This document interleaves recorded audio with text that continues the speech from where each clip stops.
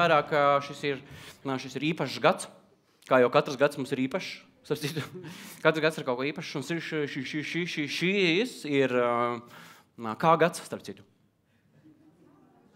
Kazas? Starp citu, cik interesanti, ka tieši tā sakrīt. Kazas gads, dāmas kungi, ir Kazbārdiņas gads, ir Raiņa gads. Jā, ir Raiņa gads, un nepavēlti mums gribējās uzreiz uzaicināt, protams, pašu Raini. Bet es pastījos, pagūglēju, kaut kas tur nav līdz galam. Ar kontaktiem mums bija problēma atrast, un tāpēc es devos uz kādu teātri, kur viņi ir vairāki, ne tikai viens, un es, protams, runāju par Nacionālo teātri, un šī teātra aktieri būs arī mūsu otrās daļas viesis. Tāpēc, dāmas un kungi, sagaidām ar aplausiem Guntars Grasbergs, Ainārs Sančevskis un Ivars Puga. Tu esi dzīve, viens sirds vēl brīvs, vienā vietā uz brieža vēl brīvā. Uz brieža brīvā. Ja tu esi dzīve, viens sirds vēl brīvs, vienā vietā uz brieža vēl brīvā. Dāmas un kungi, Nacionālā teātra aktieri. Visi! Aktieri. Visi, jā, atnāca visi. Šoreiz atnāca visi Nacionālā teātra aktieri. Gribējām aicināt šoreiz visus, lai noskaidrot visas tās lietas līdz galam. Jā, sāksim ar iešaušanu. Precīzi. Prozīt.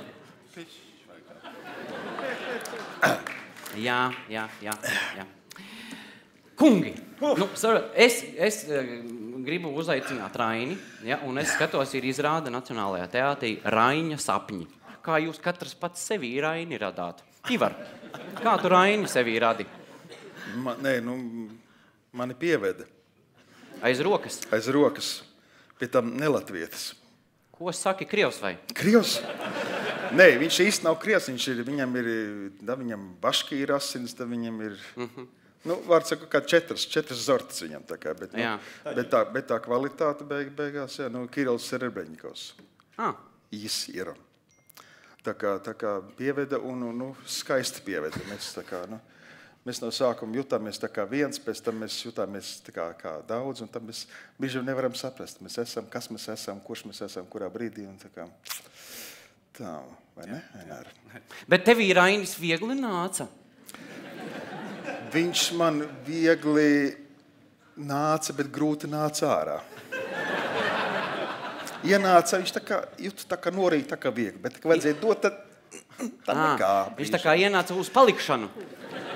Pēc šīta iestudējuma es varu teikt, ka es uz Raini arī savā vecumā paskatījos uz citām acīm, tāpēc, ka līdz šim es tomēr skatījos tā, kā skatās apmēram 85% no Latvijas skatītāju auditorijas. Rainis tas ir savs, Rainis tas ir zināms, tas ir obligāts, un tas ir neinteresants, un tas ir bla, bla, bla, bla, bla. Bet te pēkšņi viņš izrādās, viņš ir dzīvs cilvēks, kurš... Ko saki? Vai ne? Es teicu, jā. Viņš ir bijis. Jo, ja tu sauc Raini, viņš var arī atnākt. Un viņš to arī... Viņš atnāk. Ir pie mums... Vismaz iestudējuma laikā viņš divreiz atnāca ciemos. Jūs taisījāt to sasēšanos aplies ar spoguli, kur apsats, jā? Nevajadzēja līdz tam netikām. Uzlikām māju plecā, un tad bija Māju Dobeika Serebreņikovs, jāstaigā ar svecēm un vīrakiem. Un viņa teica, Jānī, un izzis gaismas visā teātrī.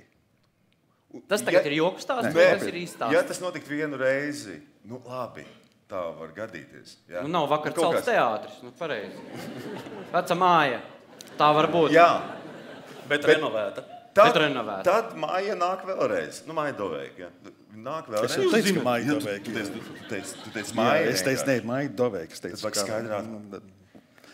Tad nāk vēlreiz. Māja Doveika nāk vēlreiz. Un viņa vēlreiz. Tu te pašā ainā saka, Jānī. Tu runāji? Tu runāji Labi, tekstus. un tad atkal, ja Maija pasaka, atkal gaismas nomirgos, Un ne skatos tikai atverās, no- ugunsdzēsības tās lūkas, viss, ventilators strādā, baigi efektīgi izskatījās. Tiešām bija interesanti, un aktieriem arī bija maz pīpauz, un tad mēs nolēmām, ja trešo reizi tā notiks, tad gan tā kā vairāk ne, bet trešo reizi mēs nemēģinājām, un turpmāk, kā Maija pacēla uz pleca, tā viņu uzreiz sauc nevis Jāni, bet Šis atnāk. Un Ojārs atnāca? Ojārs atnāca, jā. Jo viņš visu laiku bija pie tā rupiņika. Nu, loģiski.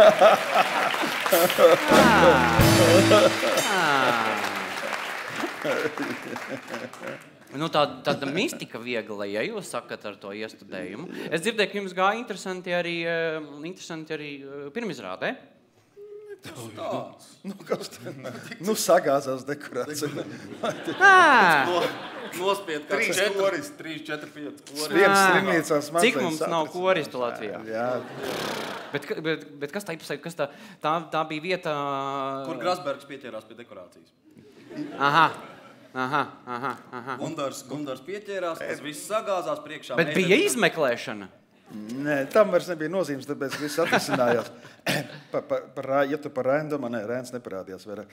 Ne, bet par to es atceros, agrāk es runāju par to, es dzirdēju kaut kur par sievietes spēku. Jā, ka sieviete ugunsgrēka laikā glābdama savu dzīvību un savu mantu, spēja 3 drusku skapu iznest vienu patērā pa durvīm. Nē, nopietni. Nezināju. Tā ir.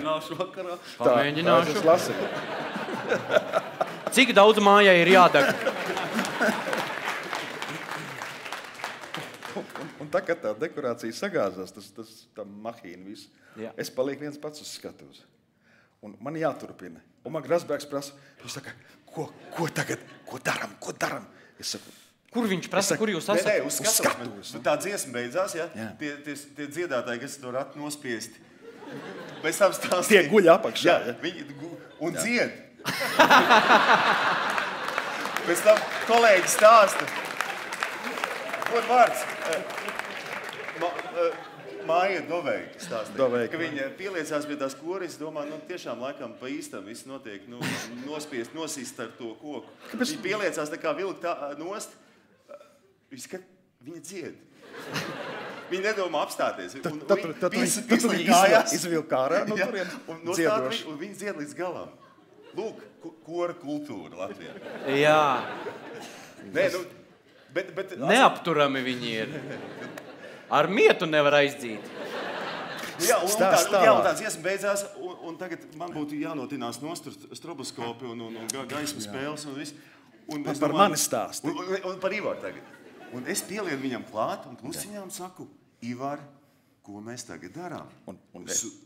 Būs jāsūskam. Tajās tradicionālajā aktieri čukstā. Ivar, ko mēs darām? Jā, pilnīgi mierīgi. Ivar! Ar visu mikrofonu. Jā. Un es dzels ģīmē, es sagrābu viņu roku.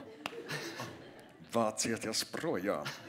Es pats ar visu. Es pats tikšu galā. Jā. Tevī pamodās tā sieviete ugunsgrēkā. Viņš kādīs mani nonesa nost, tad vēl visu pārējo, bet... Un saprot, visi noiet nost. Un es palieku viens. Un tie 12 koki. Es palieku savā vietā. Un es palieku. Un es tagad domāju, es esmu pateicis, lai viņi vācās projām. Ko tagad es darīšu? Tur malka, baļķi. Un ticēs, neticēs. Es vēlreiz baidos kaut ko tādu atkārtot, nekas nesanāks.